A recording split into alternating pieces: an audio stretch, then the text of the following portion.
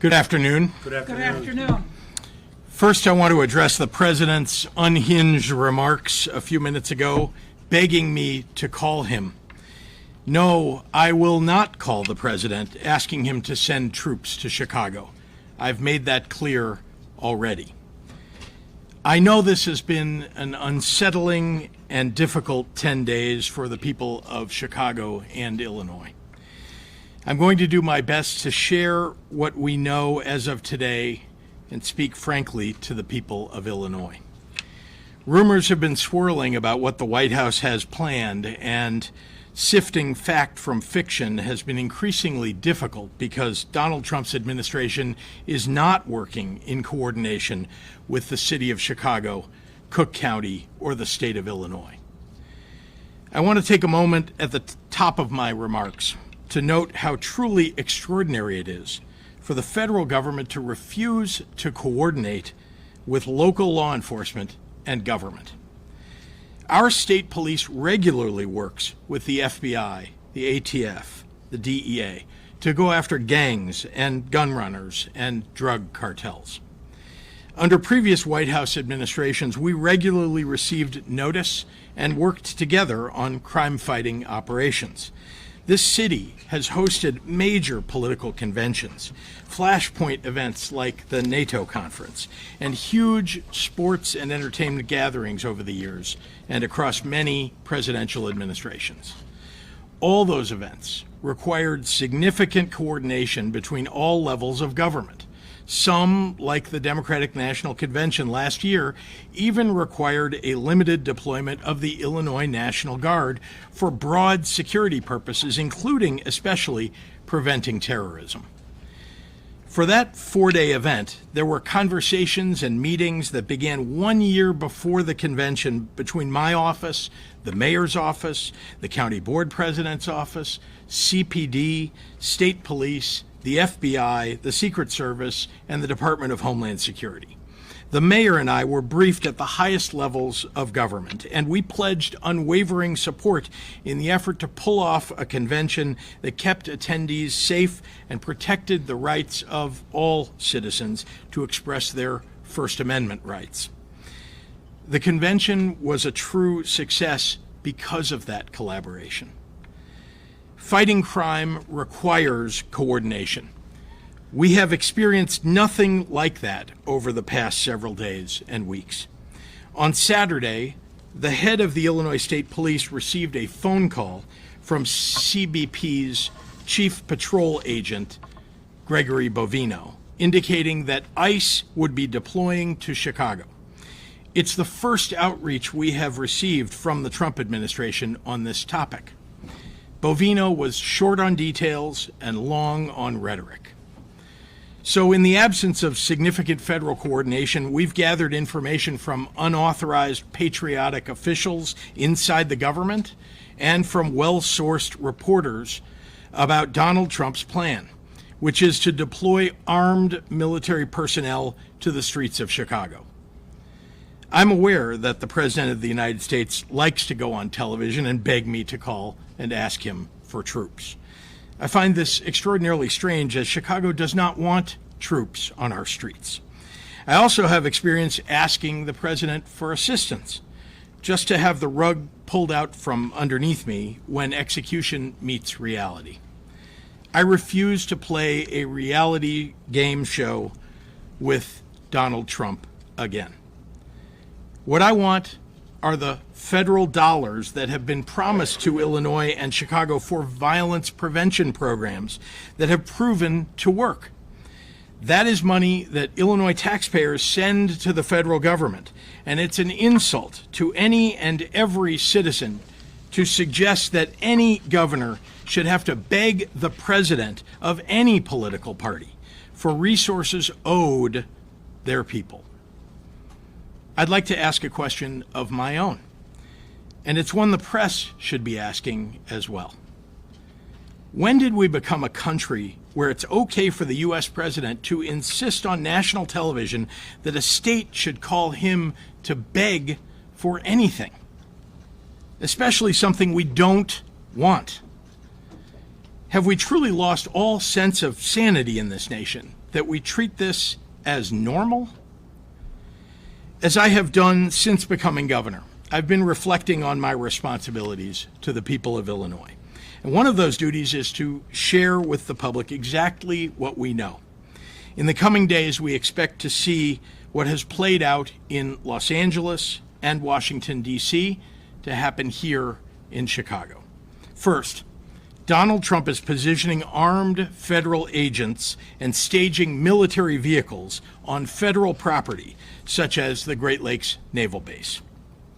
It is likely those agents will be with ICE, Customs and Border Patrol, the Department of Homeland Security, and other similarly situated federal agencies. Many of these individuals are being relocated from Los Angeles for deployment in Chicago. We believe that staging that has already begun started yesterday and continues into today. Second, unidentifiable agents in unmarked vehicles with masks are planning to raid Latino communities and say they're targeting violent criminals. As we saw in Los Angeles, a very, very small percentage of the individuals they will target will be violent criminals. Instead, you're likely to see videos of them hauling away mothers and fathers, traveling to work or picking up their kids from school. Sometimes they will detain, handcuff, and haul away children. They are law-abiding individuals who pay taxes and contribute to the communities, who feel safe going to work and attending mandatory immigration check-ins. In other words, they're following the law. We have reason to believe that Stephen Miller chose the month of September to come to Chicago because of celebrations around Mexican Independence Day that happen here every year. It breaks my heart to report that we have been told ICE will try and disrupt community picnics and peaceful parades. Let's be clear, the terror and cruelty is the point, not the safety of anyone living here. Third, as lawful citizens exercise their First Amendment rights, Trump and his team will be looking for any excuse to put active duty military on our streets, supposedly to protect ICE. We have reason to believe that the Trump administration has already begun staging the Texas National Guard for deployment in Illinois. I want to be very clear on this point, and I want to speak directly to the press right now. We know before anything has happened here that the Trump plan is to use any excuse to deploy armed military personnel to Chicago. If someone flings a sandwich at an ICE agent, Trump will try and go on TV and declare an emergency in Chicago. I'm imploring everyone, if and when that happens, do not take the bait. Lastly, after about 30 days or so, we believe that they will pick up all of those resources that they send here to Chicago and send them to the next city in a blue state, ignoring cities in red states with higher violent crime rates than we have. None of this is about fighting crime or making Chicago safer. None of it. For Trump, it's about testing his power and producing a political drama to cover up for his corruption. If you need any proof of this, that it's all a big show, well, look at who they're putting in charge. Gregory Bovino, a guy who desperately wants to be a reality TV star. He led the cruel adventures of ICE in Los Angeles, and he's been sent here to do the very same thing. Go look at his social media. He terrorizes innocent people and then posts on TikTok edits of himself. Apparently, this is a Trump administration norm, because the last time we saw staged major ICE raids in Chicago, they sent Dr. Phil here to embed with the agents so he could get views and likes for his social media. When Bovino pulled these stunts in LA, people got hurt. 2 innocent people died trying to flee his masked agents. ICE opened fire on a vehicle without dangerous provocation. They detained a disabled 15-year-old, drew their guns on him. They have ripped mothers away from their babies and handcuffed 10-year-olds. In Washington, they pulled over firefighters headed to fight an actual wildfire and detained 2 of the firefighters on duty in that effort. And they want to bring all of that to Chicago. During one of Bovino's raids, U.S. Customs and Border Patrol's own data indicated that their officers had no prior knowledge of criminal or immigration history for 77 of the 78 people arrested. Again, this is not about crime. More and more reports around these raids include people who were stopped or detained because of how they look, and not because of any threat to the public. If any of this was about dealing with the complexities of a broken immigration system, then Trump would have had the Congress Trump Republicans control write and pass a comprehensive immigration bill. Not only has that not happened, there is no talk of any such effort on the horizon. I know how Donald Trump thinks because I've been governor during both of his terms.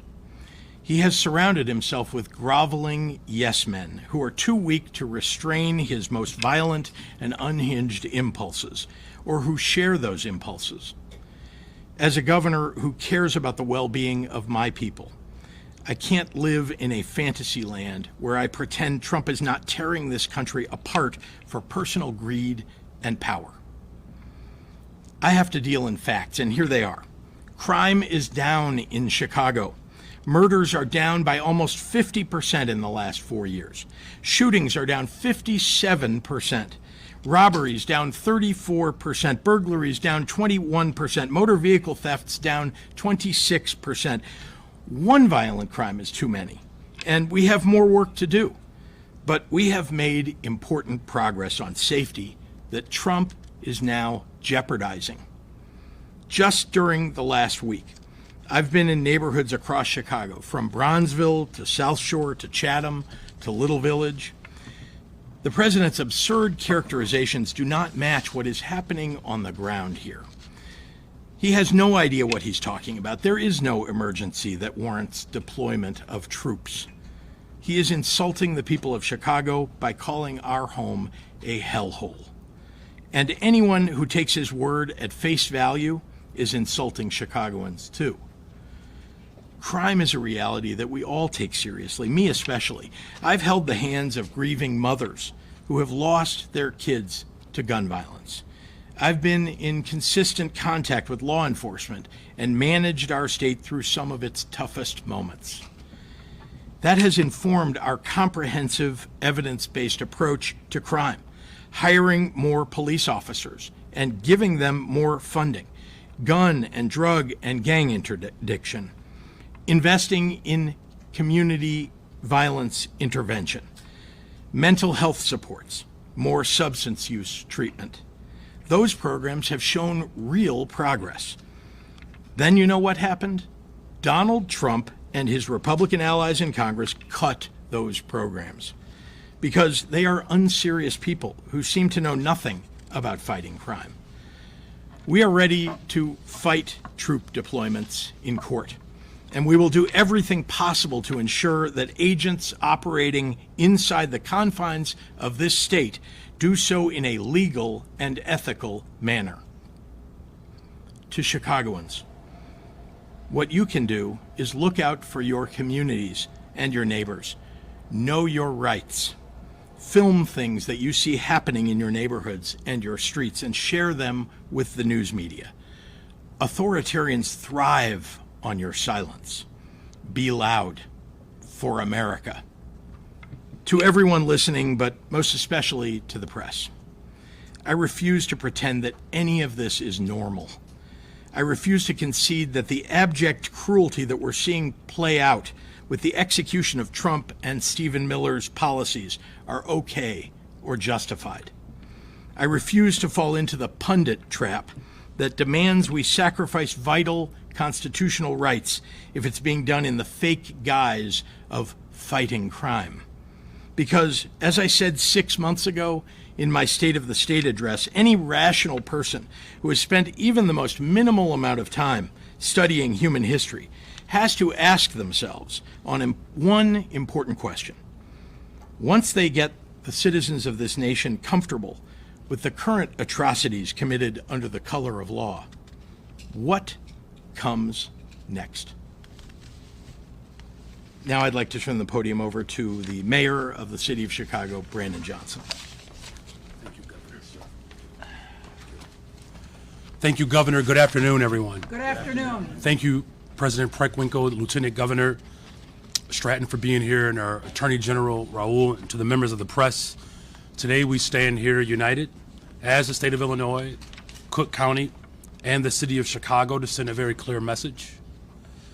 We do not want or need military occupation in our city. We do not want or need militarized immigration enforcement in our city.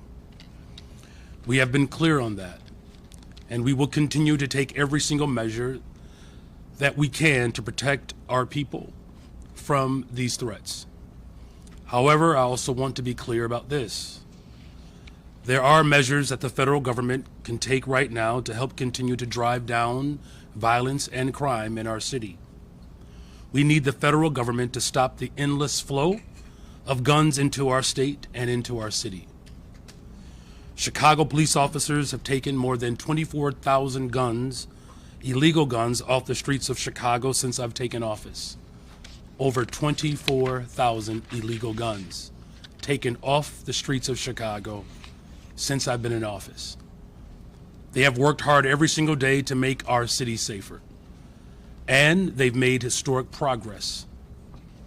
However, we will never be able to end gun violence in Chicago as long as the president continues to allow tens of thousands of guns to be trafficked into our state and our city. The vast majority of guns do not come from Chicago. They are not made in Cook County. They are not bought in the state of Illinois. These guns come from red states. They are coming from Indiana. They are coming from Mississippi. They are coming from Louisiana. And that is the harsh reality, whether Republicans like it or not. Occupying our city will do nothing to solve this problem. No matter how much work we do or how hard we work, whether it's expanding our Detectives Bureau, investing in community violence intervention, and addressing the root causes of crime, none of it will ever be enough until the president decides to end the mass trafficking of guns in our city. For every gun that the Chicago Police Department fights to get off the streets, 2 or 3 more new guns come into our city. Chicago will continue to have a violence problem as long as red states continue to have a gun problem. Shootings will continue as long as this presidential administration continues to put politics over people. We have sued Glock over their semi-automatic guns that are easily converted into automatic weapons with switches. We have taken down gun stores in Indiana that illegally sell thousands of guns to traffickers who move them into Chicago. But whatever we shut down, and whenever we do this, another one pops up.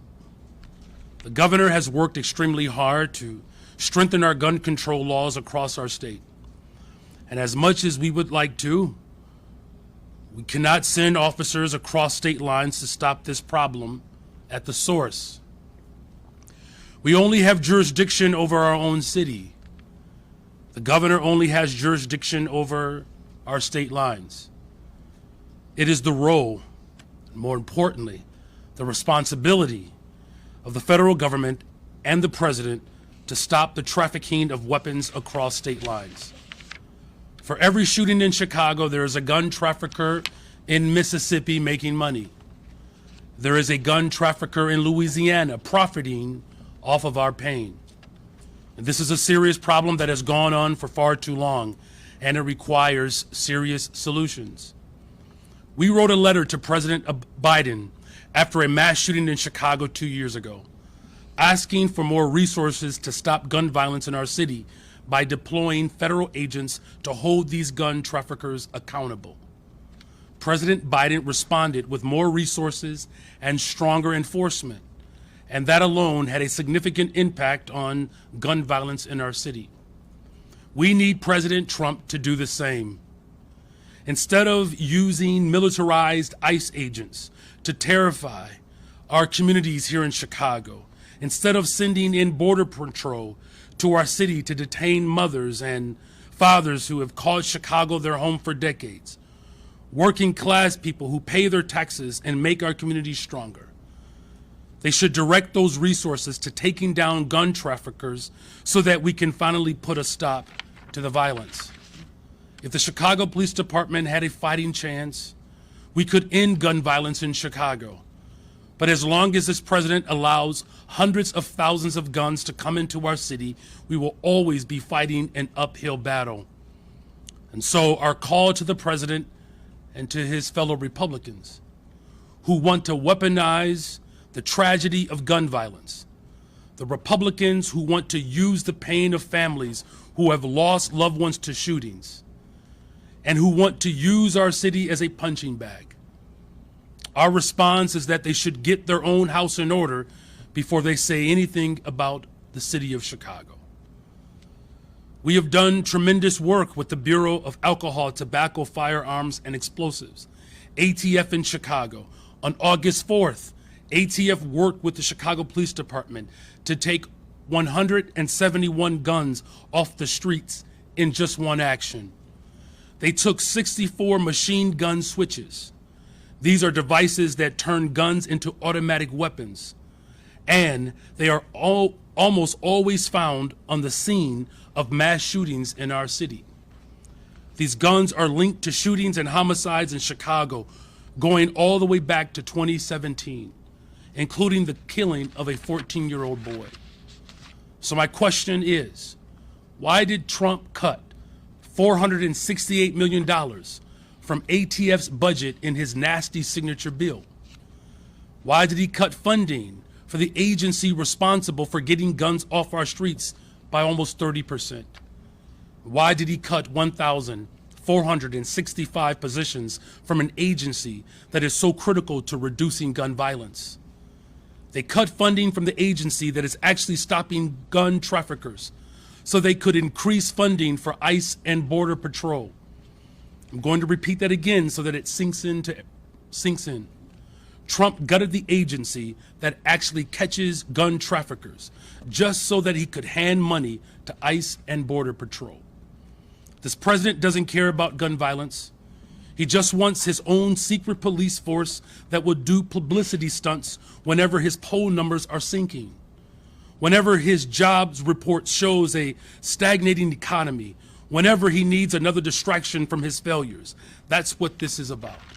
The Trump administration continues to try to use the real pain and loss of gun violence victims as a pretext for expanding his own power. Unfortunately, even some elected officials in our city and state have parroted these lies. But here's the truth. Donald Trump is the last person in America who cares about families on the south and west side of Chicago, those who are dealing with violence on a regular basis. He's the last person.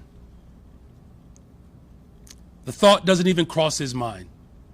If he did, he wouldn't have cut $800 million from violence prevention organizations. These are funds that would have gone towards organizations on the south and west side who are on the front lines driving down gun violence. He wouldn't have cut $468 million from ATF. He wouldn't be sending ICE and Border Patrols to Chicago. He would be sending ATF agents to Mississippi. He would be sending these agents to Indiana. He's worried about the wrong border. We don't have an immigration crisis in Chicago. We have a gun crisis, and the president could care less about the real solutions. In closing, violence in Chicago is not because we have too many immigrants. It's because we have too many guns. So our message to Trump continues to be the same.